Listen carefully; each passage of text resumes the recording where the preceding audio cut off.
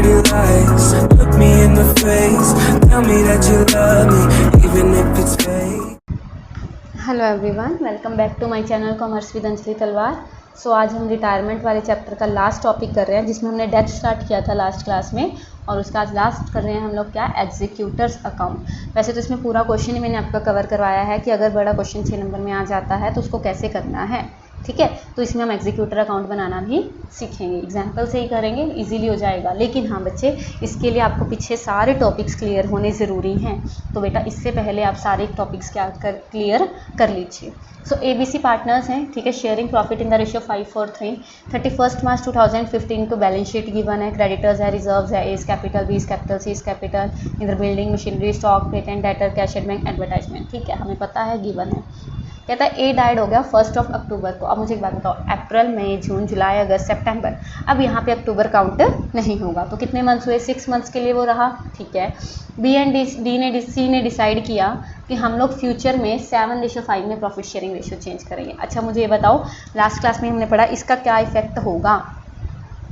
जो प्रॉफिट का हिस्सा है अब वो बाय P&L सस्पेंस अकाउंट से ना जाकर by B and by C से जाएगा गेनिंग रेशियो में। अगर यहाँ पे ये चीज़ ना लिखी होती तो जो प्रॉफिट का हिस्सा आता वो हमारा normally bye P&L suspense account से चला जाता उसके कैपिटल अकाउंट में, है ना, किया था ना ये, ठीक है, वेरी गुड। अब एग्जीक्यूटर और उसके जो रिमेनिंग पार्टनर्स इसमें क्या डिसाइड हुआ कि गुडविल वैल्यू करनी है 2.5 year purchase of the average profit of the previous 4 years, ये हम निकाल लेंगे, हमें आता है। पेटेंट 60,000, मशीनरी 28,000 और बिल्डिंग 25,000 की हो गई। प्रॉफिट जो डिसाइड करना है वो सेम रहेगा जो प्रीवियस ईयर में था, उसी का रेट रहेगा, ठीक है जी। Interest on capital 10% per annum के हिसाब से देना है। जो हाफ अमाउंट है ए को वो तो इमीडिएटली पे कर देंगे उसके एग्जीक्यूटर को, और बाकी हाफ उसके एग्जीक्यूटर का लोन जो है डिसाइड किया है कि लोन हो जाएगा। तो हमें ए का कैपिटल बनाना है और ए का एग्जीक्यूटर अकाउंट बनाना है 1 अक्टूबर को। तो सबसे पहले तो बच्चे इसमें हमें रिवैल्यूएशन बनाना पड़ेगा, क्योंकि जो रिवैल्यूएशन का प्रॉफिट लॉस आएगा या तो उसको बना लो, वो भी ठीक है, थ्योरी बेस से निकालोगे वर्किंग नोट में तो वो भी ठीक है, आपकी मर्जी है। तो स्टार्ट करते हैं। सबसे पहले तो गेनिंग रेशियो निकालेंगे। अब न्यू रेशियो गिवन है, ओल्ड रेशियो गिवन है, तो हमारी क्या निकल गई, गेनिंग रेशियो। पता है ना ओल्ड रेशियो कहाँ है और न्यू रेशियो कहाँ है। ओल्ड रेशियो ये रही 5:3 और न्यू रेशियो ये रही 7:5। तो ओल्ड गेनिंग रेशियो क्या होती है, new ratio minus old ratio. अगर हमने new ratio minus old ratio वाला फॉर्मूला लगाया तो 3:2 हमारी क्या आ गई, गेनिंग रेशियो आ गई। ओके जी। गुडविल इसने कहा है average profit on the base of 4 years purchases, तो 4 साल के प्रॉफिट्स को हमने क्या किया, ऐड किया, डिवाइड बाय 4 किया, तो average profit into 2.5 year purchase था तो इंटू 2.5, तो 55,000 हमारी क्या आ गई, गुडविल आ गई, जिसमें से ए का शेयर हम 5/12 निकालेंगे तो 18,750, जो कि ये गेनिंग रेशियो में क्या करेंगे, कंपनसेट करेंगे, कौन, बी एंड सी। इजी है। अब शेयर ऑफ प्रॉफिट अगर निकालते हैं तो इसने कहा लास्ट ईयर, अब लास्ट ईयर का प्रॉफिट कितना है, 18,000, तो 18,000 लास्ट ईयर के प्रॉफिट को बेस कहाँ, 18,000 कितने टाइम का, अब ये 18,000 तो पूरे साल का था, हमने बनाना 1 अक्टूबर को, तो 6 महीने का, और ए का हिस्सा 5/12 5/12, तो हमारा आ गया 3750। अब ये 3750 नॉर्मली P&L सस्पेंस अकाउंट से जाता, लेकिन इसने न्यू रेशियो दे दी तो गेनिंग निकल आई, गेनिंग की वजह से अभी 3750 भी 3:2 में ही जाएगा गुडविल की तरह। सो नोट क्या कहता है, जो ये अमाउंट है 3750 का, ये अब P&L सस्पेंस में डेबिट नहीं होगा। क्यों, क्योंकि हमें new profit sharing ratio B and C की गिवन है, इसीलिए जो प्रॉफिट शेयरिंग रेशियो है वो अब 4:3 से चेंज होकर 7:5 हो गई है, जिसकी वजह से उन्होंने क्या किया है, गेन किया है, और वो कंपनसेट करेंगे।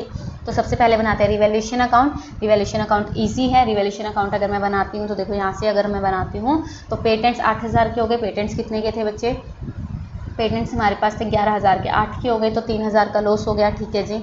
उसके बाद मशीनरी 28,000 की है, मशीनरी 28 की है, मशीनरी कितने की थी, 30 की, 2,000 का ये लॉस हो गया, 5,000 का लॉस टोटल, ठीक है जी।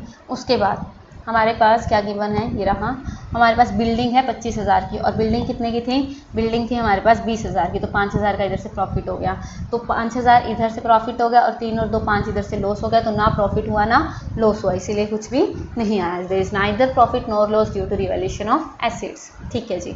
अब बनेगा as capital account. As capital account as it is बनेगा जो अभी तक हम सीखते आ रहे हैं। सबसे पहले बाय बैलेंस BD 30,000 पड़ा है, एक अकाउंट में 30,000 जो पड़ा है ये तो देंगे, उसके अलावा ये रिजर्व्स का हिस्सा देंगे उसका 6/12 5/12 करके, सॉरी, ठीक है। उसके बाद ये एडवर्टाइजमेंट सस्पेंस अकाउंट 2 वाली साइड जाएगा, 11,000 का उसका हिस्सा 5/12 करके। इसके अलावा तो कुछ भी नहीं है। हाँ, बांटने वाला कुछ नहीं है, ठीक है, तो ये बांट देते हैं। रिजर्व्स गए, इधर से एडवर्टाइजमेंट सस्पेंस अकाउंट गया। गुडविल हमने निकाल ली थी 18750 बाय बी बाय सी, इन्होंने गुडविल दे दी, 3:2 में बांट कर ये आया ये आया। और जो प्रॉफिट था वो कितना आया था 3750, वो भी सेम जाएगा बाय बी बाय सी, 3:2 में बांटेंगे तो ये आ जाएगा। और एक और चीज़ गिवन थी बच्चे, क्या, इंटरेस्ट ऑन कैपिटल। देखिए यहाँ पे गिवन है, इसको इंटरेस्ट ऑन कैपिटल देना है 10% पर एनम के हिसाब से। तो मुझे एक बात बताओ, जो ये 30,000 है इस पर 10% देना है, लेकिन पर एनम है तो कितने महीने का लगेगा, 6 महीने का, तो 1500 हमारा क्या हो गया, इंटरेस्ट हो गया।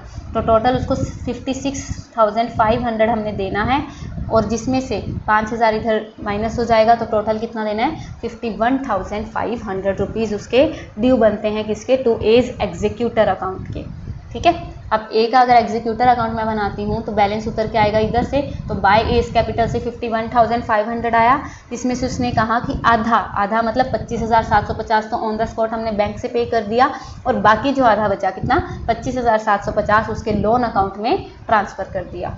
ठीक है, और अगर बैंक अकाउंट में उसने कहा है कि देना है 25,750, लेकिन बैंक अकाउंट में इतने पैसे नहीं थे, जैसे क्वेश्चन में ऐसा होता है, तो बैंक में था 9,000, तो बाकी का हमने मतलब क्या लिया होगा, बैंक ओवरड्राफ्ट एज्यूम कर लेते हैं कि due to shortage of cash हमने क्या लिया होगा, बैंक ओवरड्राफ्ट लिया होगा। इजी है बिल्कुल। तो ये आपका डेथ का टॉपिक भी कंप्लीट होता है, रिटायरमेंट वाला चैप्टर कंप्लीट होता है। अब हम स्टार्ट करेंगे हमारा न्यू चैप्टर, जो कि है डिसोल्यूशन ऑफ पार्टनरशिप फर्म। लेकिन उससे पहले ये चैप्टर को कंप्लीट कर लीजिए, सारे क्वेश्चंस कर लीजिए इसके। तब तक के लिए thank you so much. Tell me pretty lies, look me in the face, tell me that you love me, even if it's fake.